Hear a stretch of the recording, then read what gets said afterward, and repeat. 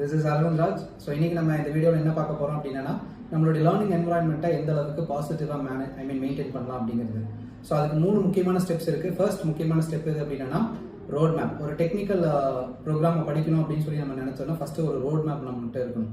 So இந்த road map தான் வந்துட்டு உங்களுடைய லெவல் 0லேருந்து உங்களுடைய டெஸ்டினேஷன் பாயிண்ட்டுக்கு கொண்டு போய் விடும். ஸோ நீங்கள் எந்த ப்ரோக்ராம் படிக்கிறதா இருந்தாலும் ஃபர்ஸ்ட் உங்களுக்கு ஒரு ரோட் மேப் வேணும். ஸோ ரெண்டாவது எனக்கு என்ன ரொம்ப முக்கியமான விஷயம் என்ன அப்படின்னா ஷெடியூலிங். ஸோ ரோட் மேப் வந்துட்டு நம்ம ஸ்டார்ட் பண்ணும்போது ஒரு ஷெடியூல் வச்சு ஸ்டார்ட் பண்ணுவோம். ஒரு 90 டேஸோ ஒரு 100 டேஸோ.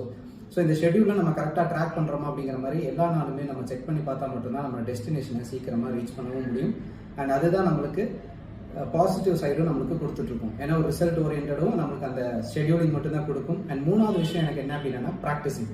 ஸோ ப்ராக்டிஸிங் பண்ணுறது ரொம்ப ரொம்ப முக்கியமான ஒரு விஷயம். ஏன்னா ப்ராக்டிஸ் பண்ணும்போது மட்டும்தான் இந்த ட்ரை அண்ட் எரர் அப்படிங்கிற கான்செப்டே நம்மளுக்கு வரும். ஸோ இந்த ட்ரை அண்ட் எரர் கான்செப்ட் வந்தால் மட்டும்தான் ஒரு டெக்னிக்கலாக எந்த ஒரு ப்ரோக்ராமிங் லாங்குவேஜாக இருந்தாலும் அதை சீக்கிரமாக படிக்கவும் முடியும். அண்ட் உங்கள் டெஸ்டினேஷன் பாயிண்ட்டும் சீக்கிரமாக ரீச் ஆகும்.